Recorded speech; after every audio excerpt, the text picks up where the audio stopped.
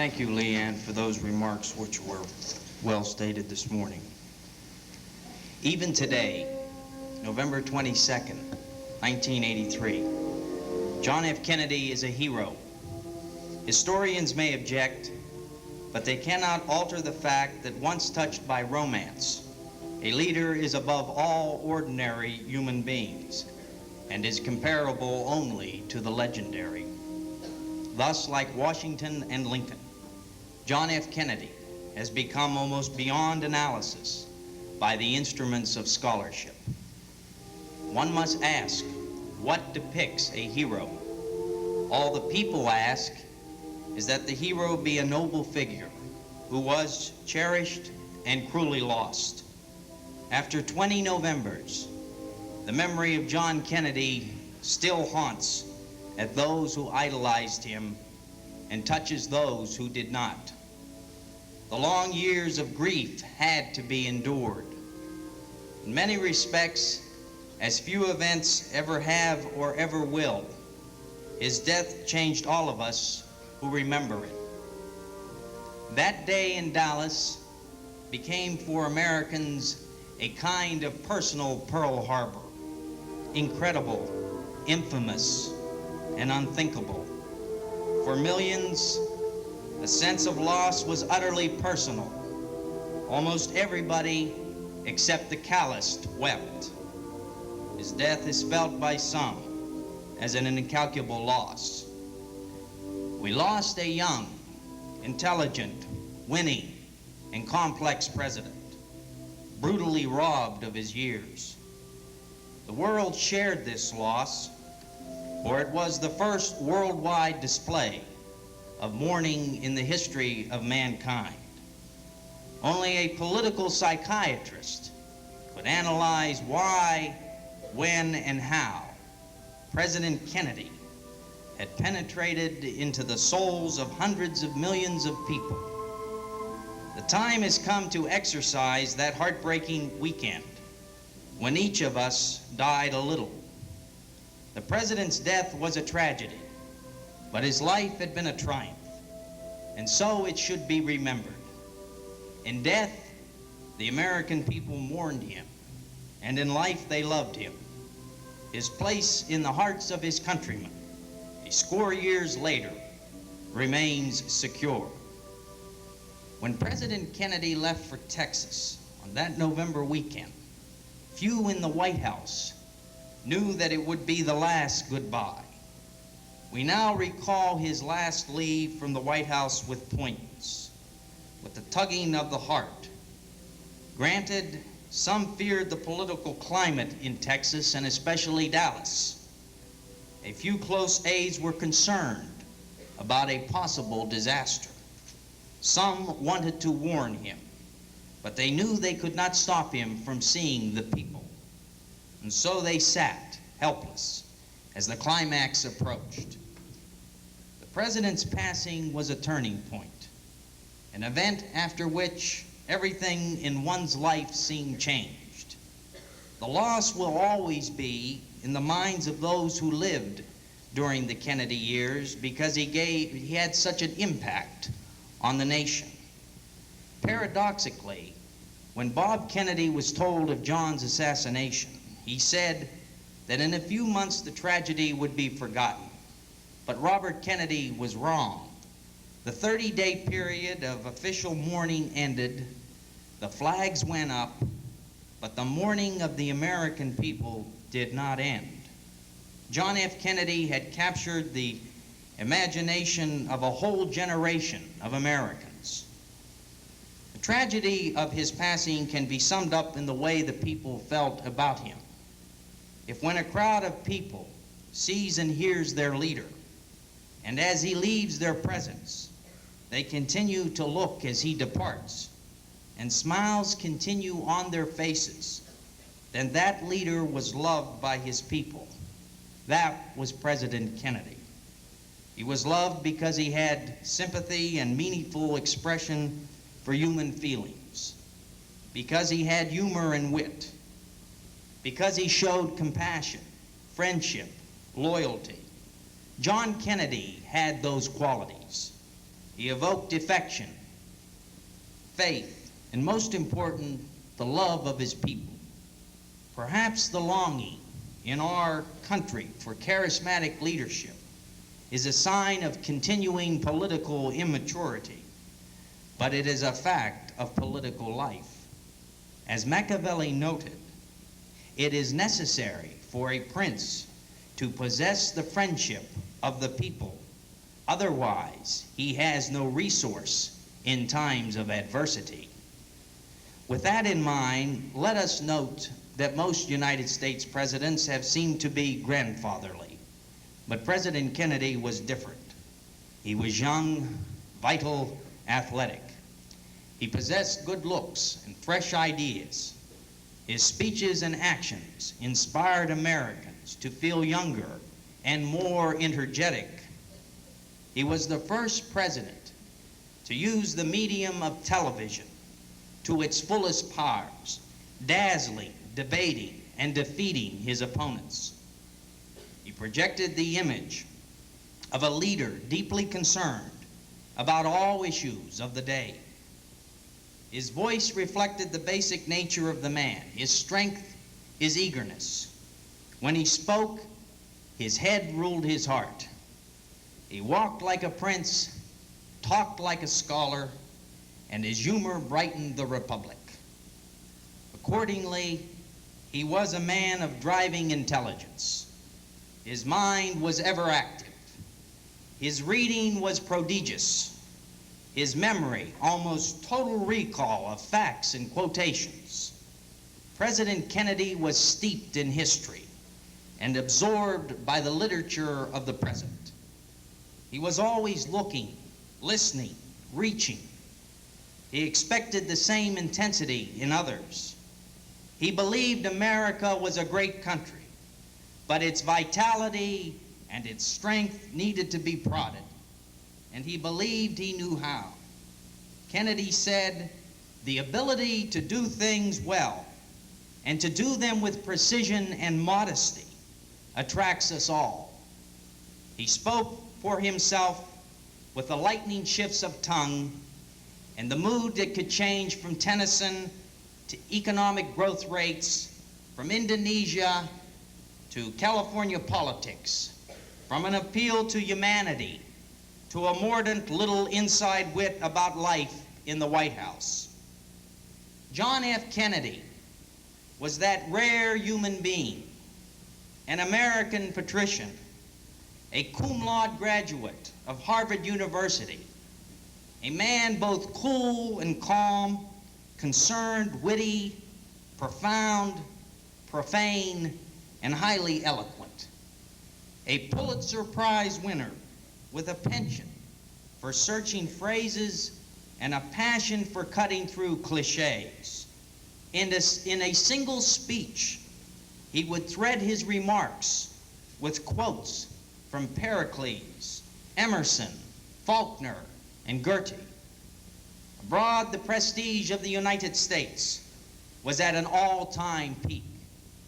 No less than 60 different nations in the world issued stamps in his memory following that tragic day in Dallas. Through all the vicissitudes of political life, John Kennedy retained an abiding faith in the power of reason to affect the destiny of man. President Kennedy saw to it that a hotline was installed in the White House to give reason a chance before mankind plunged over a brink into war.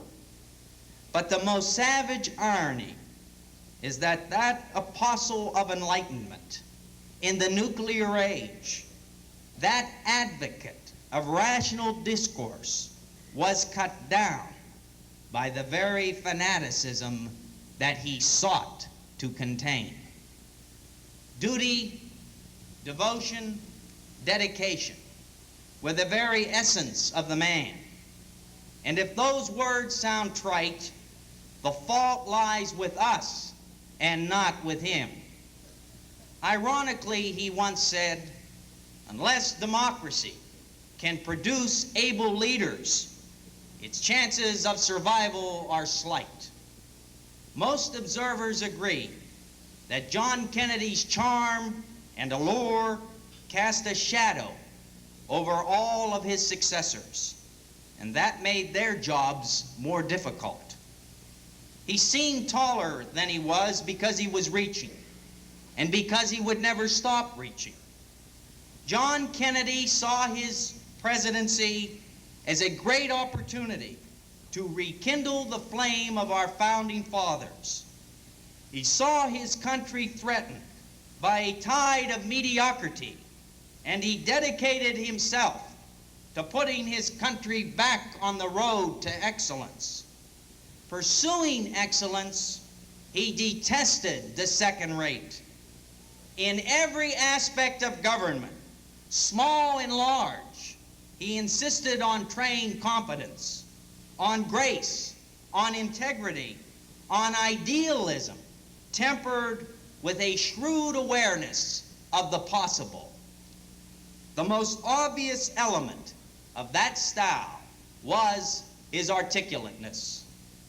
With John F. Kennedy, a new outlook, a new generation had taken over the reins of government, and many Americans realized that it was their own.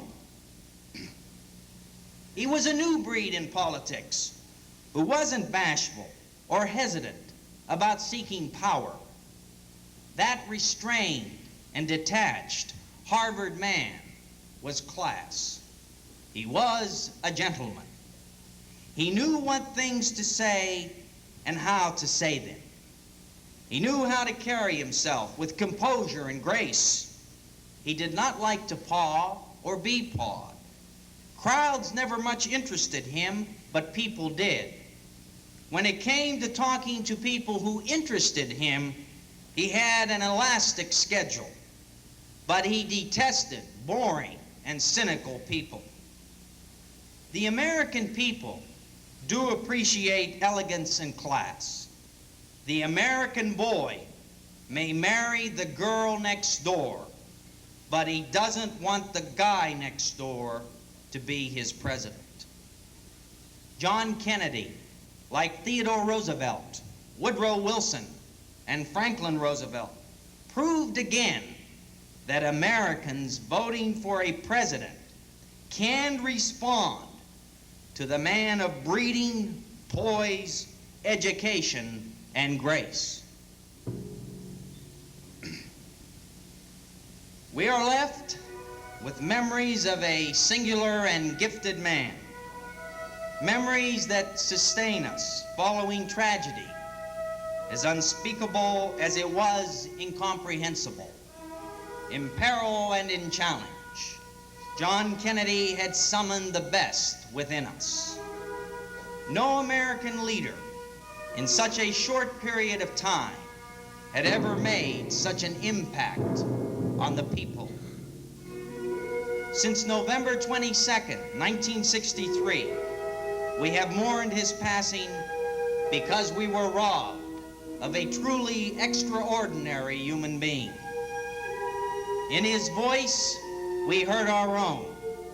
In his face, we saw our own. In his 1,000 days, he made people feel that he was their best friend. In his 1,000 days, he redefined the word excellence. Webster describes excellence as eminently good, and John Kennedy personified that definition. The president likened the definition of happiness to the Greeks, the full use of power along lines of excellence. He gave the American people, with his stamina, a feeling of excitement and belief that we could always do better. He gave the country a sense of direction. The qualities of leadership graced this man. What John Kennedy's life and death really add up to is the essence of the man, a pursuit of excellence rarely seen in political history, A politician's usual goal is power. John Kennedy's was excellence. John Kennedy had a hunger for life and a preoccupation with restoring politics as an honorable profession.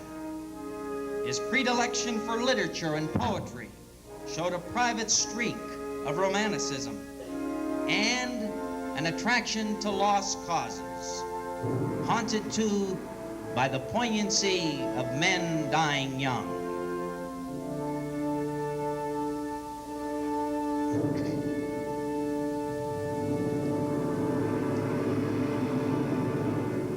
An author himself, John Kennedy's favorite book was Pilgrim's Way. He was especially drawn to the portrait of Raymond Asquith, the brilliant eldest son of the British Prime Minister, who lost his life in action during World War I. A line from that book about Asquith, whom JFK admired, is mysteriously paralleled to President Kennedy. But for the chosen few, there is no disillusionment. They march on into life with a boyish grace, and their high noon keeps a freshness of the morning. Certainly to his cradle, the good mythical beings of folklore brought every dower. They gave him great beauty of person, the gift of winning speech, a mind that mastered readily whatever it cared to master, poetry and the love of all beautiful things, a magic to draw friends to him, a heart as tender as it was brave. Only one gift was withheld from him, length of years. But Adlai Stevenson may have captured John Kennedy better than anyone else when he said, and I quote, "John Kennedy was so contemporary a man, so involved in our world, so immersed in our times, so responsive to its challenges, so intense a participant in the great events and great decisions of our day, that he seemed the very symbol of the vitality and the exuberance that is the essence of life itself. Never once did he falter in the storm of spears. Never once was he intimidated. Like the ancient prophets, he loved the people enough to warn them of their errors. And the man who loves his country best will hold it to its greatest standards. He made us proud to be Americans.